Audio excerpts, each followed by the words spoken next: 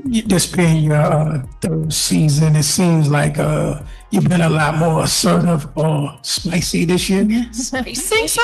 I'm not really spicy. That's good. I mean, I feel like for me, it's just my approach. It's just coming in and just trying to be dominant in anything the team needs. And so if that gives off spicy, which I really don't think it does, I feel like I'm like kind of quiet. Spice? No, I just not spicy. But yeah, I feel like that's just been my mindset, is just coming in and just being the player that I need to be for us. Whatever that looks like, it looks like. What is a mantra in the locker room? A playoff berth and a brutal blowout. Possess in common? Regarding the Indiana Fever. Everything. They defeated them 94-65. The Washington Mystics were more than just a triumph. It was defiance and survival, combined into one. Additionally, in the center of it, Aliyah Boston wrote a phrase that said, "Has fans demanding and teammates buzzing." To learn more, what was it she said? And why does this thinking persist?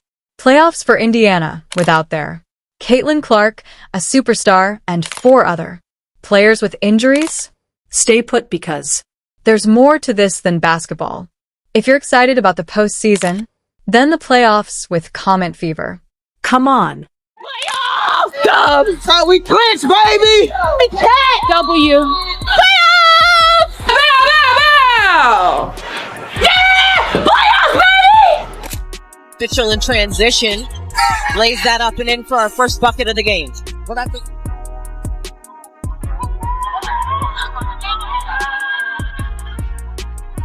Sims off the cross again into the paint, lays it up and in. How is it possible for a playoff team to lose? Rotation while yet managing to endure?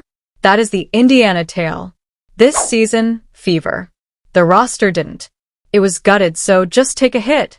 Caitlin Clark, the sensational sophomore, who was intended to guide this group toward a new, was defeated in just 13 games with a torn groin.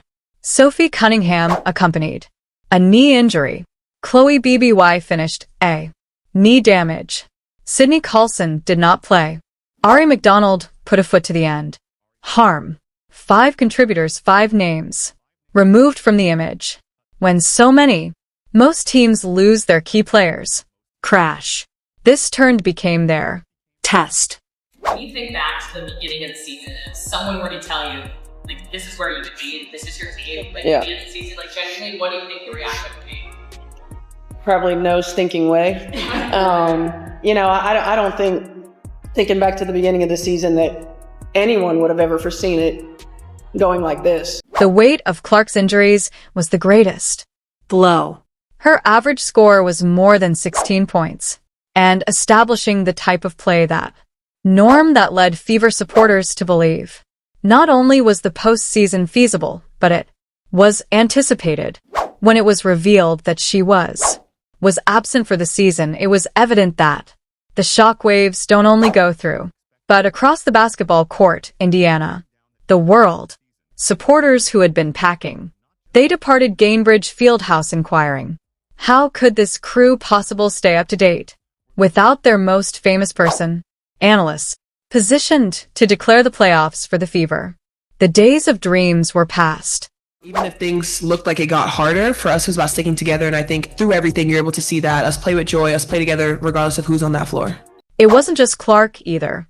The consistent signings of hardships rotated. Indiana's roster doesn't appear to be as stable, and people were more like a rolling train, trying to jump atop 18 distinct. At some point, players have put on their uniforms. Consider starting with a team photo of the year, followed by the middle of, recognizing nearly all of the faces in that. The image has been changed. Sims for Odyssey. Shaw Petty entering, soaring in. Minutes, airborne forces forming a function. It was less of a strategy than survival, and typically survival doesn't culminate in a postseason run. For whatever reason, things happen, and you've got to continue to put your best foot forward. You got to continue to stay the course. This group has been forced to grow strong roots, and teams can go one of two ways when those things happen. You either use it to pull you together and as motivation to continue to get better and do it for one another and do it for your teammates that have been lost to injury, or it pulls some teams apart. Stephanie White is located there. The difference was leadership. Even having deleted her roster, she didn't press panic buttons. She made the system, simplified rotations, and received players to concentrate on the base. White even acknowledged that the employees had to think creatively to make the most of what they had. She was aware that ignoring the to-be adversity would be an error. Rather, leaning into it, she reminded her group how resilient they were, and the players did the same mentally. When I look at this group, I'm just so incredibly thankful for the type of people that we have in this locker room, for the way that they have been able to continue to stay the course and bounce back and stay together, to pull for one another, to really be flexible enough to make space for different types of teams that we've had throughout the course of the year, and to continue to put ourselves in position. With August, uncertainty was replaced with something. Otherwise, tenacity. What was meant to be this team's demise turned into its concealed weapon. Not a star to rely on? No issue. All of the women listed, learning to take responsibility for their actions. That the phrase "next woman up" began as their identity evolved from need. Additionally, after they carried it into the hardness that had been Washington, finally pushed upon them over the season, burst into power.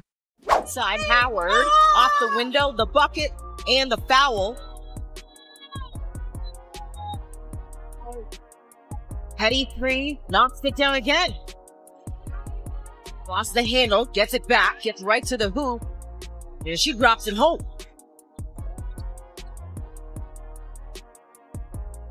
Fever 94, Mystics 65. Indiana's in. And now you know, despite all the adversity, this incredibly resilient Fever team is going back to the playoffs in 2025. How can sadness be transformed into destroying 29 points? The Fever from Indiana discovered that solution while traveling against the Mystics of Washington, and it entered the shape of a victory so dominant it seemed more akin to a basketball game than similar to a message to the league as a whole. This victory wasn't a random one. It was the one that guaranteed a postseason comeback and demonstrated that even in Caitlin's absence, this team has multiple players. Clark, engine that propels it ahead. The game appeared to be a blowout in the first half. Washington emerged powerful, making Indiana seem tough, and exchanging buckets to preserve items. Snug. The offense of the Fever wasn't clicking ahead of time. Additionally, if you had been, you could sense some of that while you watched. The air was tense with nerves. The Mystics had accelerated, and with Cunningham, Clark, Coulson, BBY, and McDonald all, the question was genuine but sidelined. Does Indiana maintain its position, or would this be the type of night that disappears? This group, there would have been so many teams that would have folded with all we've been through. And we just kept getting better, and we kept getting tougher, and we kept becoming more resilient, and we kept figuring things out, right? Like we've had like 7 new teams throughout the course of this season. and no matter what, we've been flexible. We've been accountable, we've put each other in positions to be successful, and we've continued to put one foot forward and stayed the course. It was competitive by the half, but the tone totally changed on the third. The quarter came around. The Fever was imprisoned, defensively, but in a manner that didn't simply slow down Washington. They were overwhelmed by it. Only 9 points were scored by the Mystics in the whole frame. 9. It's not just a period of cold. That's almost the whole amount. Basketball stoppage. It felt like every lane was broken. Each and every contest. Suddenly, Indiana appeared to be the more hungry squad on both finishes.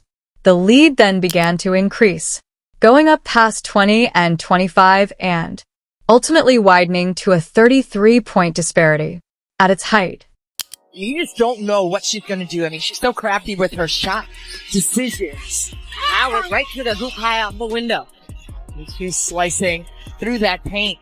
Thanks for back tapped it. It ends up with aerial Powers inside. Howard off the window, the bucket, and the foul by the rookie all-star Sonia Citron.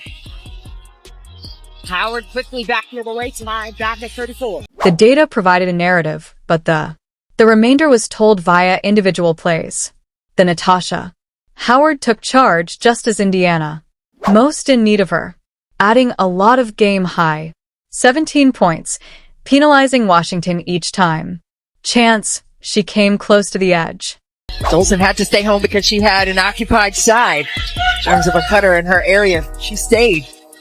Petty three, knocks it down again. Flip it. He's just such a solid stabilizer for Washington. Howard right to the hoop, lays it up and in. Fourth foul on Austin. Boston down low. Double tongue, drops back to Howard, who lays it up and in. Aliyah Boston provided her with stability. Supremacy, once again, concluding with another 11 points, 12 points, and double-double returns, allowing Indiana to take command of the apply paint to both ends. Braves in there, get off and get loose. Mitchell three off the mark, long rebound ends up with Sims. It's Sims, nice pocket pass. Boston foul line jumper. Additionally, right when it appeared that the Fever would require additional goals to make the game, Aerial Powers bounded off the bench and away. 15 points, 6 rebounds, and 4 assists. Helps. The spark plug appears to be. That wouldn't allow the energy to drop. Boston got that rebound. Here's Powers. Lost the handle, gets it back, gets right to the hoop. There she drops it home. 8 on the shot clock here for Citron. So free screen that. And then they got the switch they want. Oh, couldn't get it in. Tough turnover there for Washington. The loose ball collected by Dolson. And Citron brings it over half. Powers in the passing lane. No one to beat. Lays it up and in. See if they can get back to that and connect plays and stack possessions with that level of effectiveness. The contributions continued after that. Lexi Hall was scurrying around the floor, about stray balls, bothering ball handlers, converting defense into opportunities for transition. Finishing plays. Here's Hall, guarded by Citron. Hanging, fading, kicks off the glass. My goodness. Be better served. Maybe 4 out, 1 in, and have him take turns with it. Oh. Clips and 3. They had perfect shooting from Shea Petty, completing 3 of 3 deep shots and 13 points at the end. Each and every role player. Someone entered the game and left, having made their mark. Sims is also back for the Fever. Here's Petty in the corner. He knocks it down. And Shea Petty also spent time Even here. on a night when filming was off-season, Kelsey Mitchell nevertheless managed to provide 10 points and maintain the backcourt stability. When? After that, you checked the box score. 5 players from the Fever had struck double figures. That equilibrium isn't typical within the WNBA, but it was precisely what the situation required. Alicia Clark and Jade Seamless with the philosophy and culture and playing with joy as being the top tier point of emphasis there. Mitchell in transition lays that up and in for our first bucket of the game. According to statistics, the struggle for turnover, Washington's fate was set. The Mystics 22 times coughed up the ball, and Indiana converted those into 27 points. The Fever only revealed it 6 times over the evening. Washington, however, never had an opportunity to regain momentum. It wasn't just that they were outscored by Indiana. It was the manner in which they sapped all hope from the Mystics through the utilization of almost all errors. I'm so proud of you guys. I mean, this was sweet. owned them in the second half. Hell yeah! 27 total points we had them to in the second half. 27 points off of turnovers. Hell yeah! And we took care of it. Only 7 turnovers for us. A complete team effort, y'all. 1, 2, 3, 4, 5 players in double figures. I mean, it was just all really good stuff. Really good stuff. Who does this squad now turn to? Then, in the street, their star is observing. Garments? That response is beginning to form. However, it's not a single name. 1. The player has emerged to represent the new. The beating heart of this team, Boston's Aliyah, has taken center stage. Additionally, what she remarked following the victory, demonstrating why she might serve as this group's anchor more than never. Which locker room was it? Slogan that excited teammates and applause from the fans. All you had to do was listen to Boston's Aliyah following that postseason final victory in Washington. She didn't. She said, just play big. As well as her, words are as powerful as her rebounds. Aliyah, just through the adversity that you guys went through this season, especially maybe in August when people were going down left and right, did you guys feel like this was always possible to make the playoffs? Did you ever have moments of concern or doubt? And what allowed you guys to just keep, the eyes on the prize more or less? Yeah, I think, just being someone in this locker room, you never doubt yourself and what you're capable of, no matter what happens. I think the entire staff, up to the head, just made great decisions when people went down on who to bring in, the type of people to bring in. And that was really our mindset. We never doubted ourselves. We never doubted that we could be in the playoffs. Even if things looked like it got harder, for us, it was about sticking together. And I think through everything, you're able to see that, us play with joy, us play together, regardless of who's on that floor. Boston has a long history of being famous for her poise and elegance. However, what she's doing, this is a completely other season. She posted against the Mystics, but her 17th double-double of the year, setting a new franchise record. In light of that, she's currently 41 career double-doubles were accumulated in just 2 seasons. That constancy is remarkable in and of itself. However, in a year, if the list appeared to be an injury shuffleboard, her output became the lifeline. She completed the game with 11 rebounds, 12 points, and 5 assists, the team's top scorer. Negative at plus 29. Those are numbers on the surface, but it means the Fever played on the court their finest basketball games anytime she was within the game. To get into their offense, you see Jade Melvin getting that defensive assignment on Mitchell. She picked her up pretty much 3/4 court. Boston baseline jumper falls. That's the advantage with Mitchell guarding her. 11-0 run right now for Washington. Boston got that baseline, misses, gets her own, and finishes. In Clark's absence, this was more than merely substituting the score. Anyone can search for additional credit. Boston had to take the lead. The backbone of the squad, the constant pulse that maintained the heartbeat. She pursued, anchored the paint, and took down missed shots. In opposition to Washington's drives and relocated the ball with swift and accurate passes. It made her teammates seem good. She not only was the center in place, but she became the focal point of the Fever's identity. How would you describe the locker room after the game today, just being able to sell? Well, we didn't make a TikTok, so I think everyone is just super excited. Like you said, it hasn't been a perfect road. And so for us, it's enjoying the little moments while at the same time understanding we have another game on Tuesday and then we have to prepare for the playoffs. But I think just being in the moment and being where our feet are and kind of just enjoying this one. Imagine the mood in the locker room following the blowout. Everybody's sweating profusely, still removing the high of a game-winning playoff victory. Colleagues gathered, giggling, feeling relieved, but also sentimental due to how difficult the road had been. Caitlin Clark is observing from the sidelines. Sophie, Sydney, Chloe, and Ari are all trapped in recuperation. However, this Boston gathering, the group using language as powerful as her stat line. Never, she said to her teammates, have self-doubt about your abilities. It wasn't merely idle conversation. You could observe how they performed as though they thought it. Lexi Hall leaps to the ground for belongings. She lit up with a pet.